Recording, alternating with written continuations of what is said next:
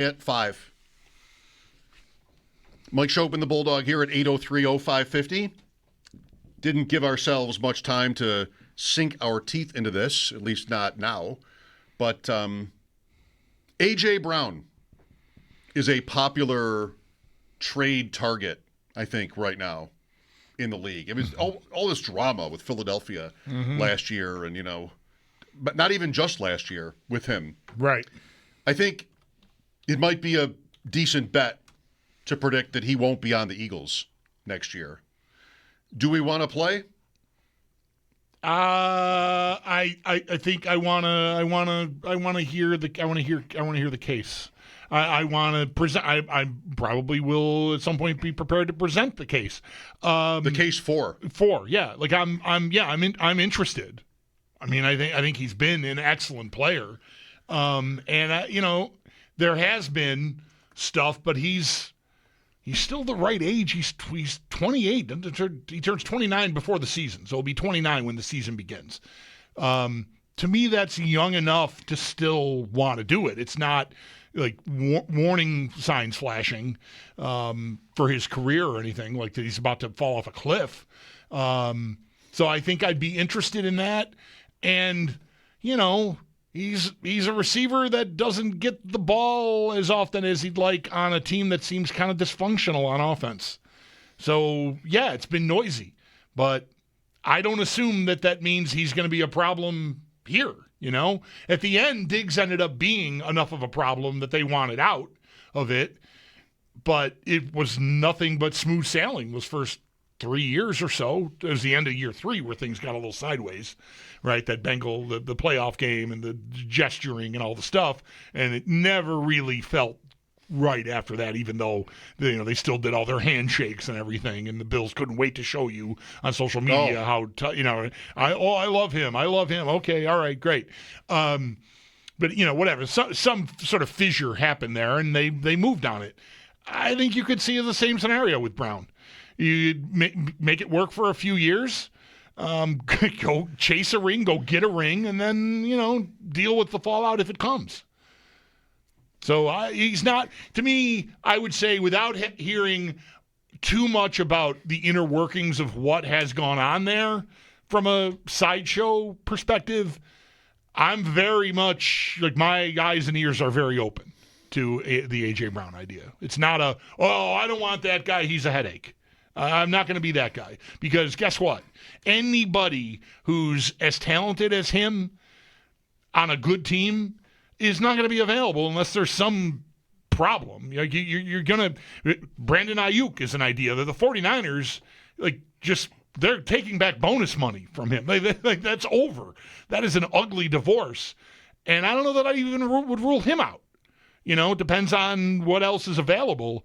So I'm definitely listening on A.J. Brown. Ayuk is a different conversation. Yeah. What happened? Okay. My instinct, as it often is in these kind of things, is to say no. Because, is that a second-round pick? Is that even enough? He's probably worth more than Diggs was when the Bills traded Diggs, and they got a future second for Diggs, right? Was that it? Was that one for, just the one pick, or did they get another pick? There was more to that trade. When the Bills traded him. Yes. There was more to it. I don't remember, but the second was the highlight of the trade. I think he's worth more than Diggs was then. I totally agree. He's 28. Diggs was, 31? Maybe not yet. But he was older than this. Brown will be 29 in June. Right. 7 seasons, 1,000 yards 6 times. The consistency is really there. Even last year, with whatever wasn't working right, with the Eagles, still 1,000-yard season, 7 touchdowns.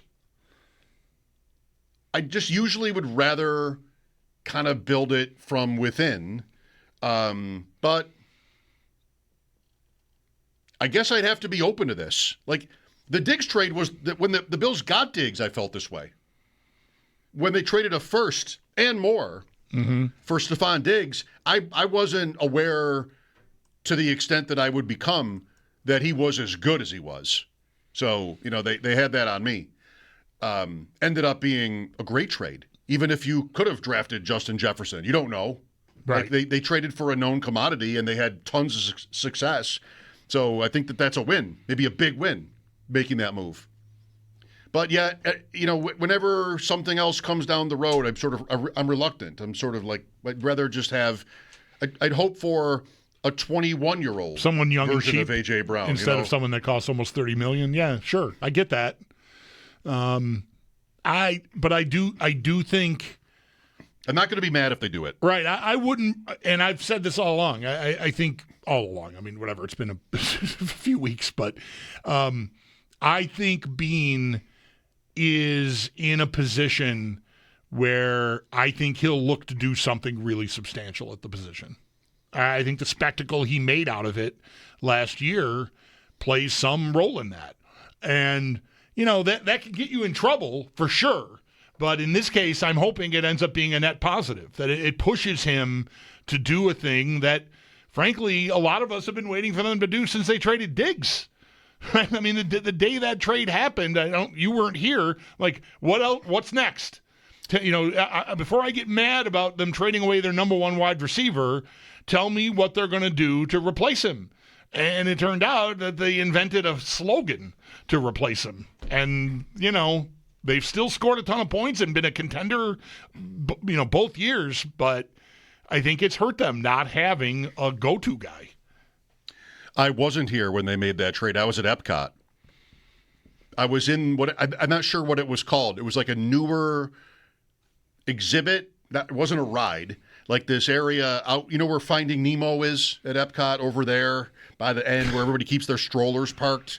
It was over there, and there was like this eco thing where you walked through it and there were trees and you got wet. There was like a mist. Sounds great. You were learning about the earth and weather systems or something. And in the middle of that, I looked at my phone because it had that notification right there, like something had happened.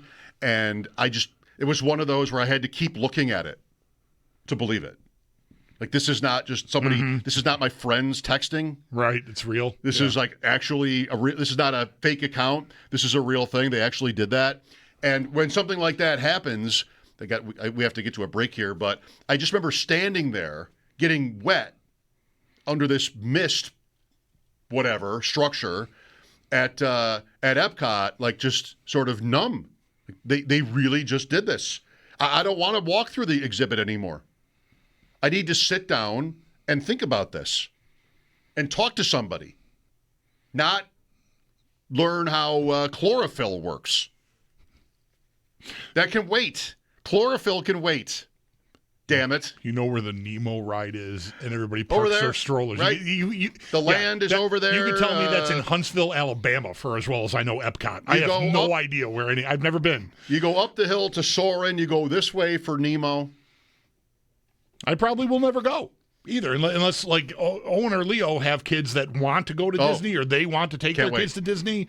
But I don't think so. It's not our thing.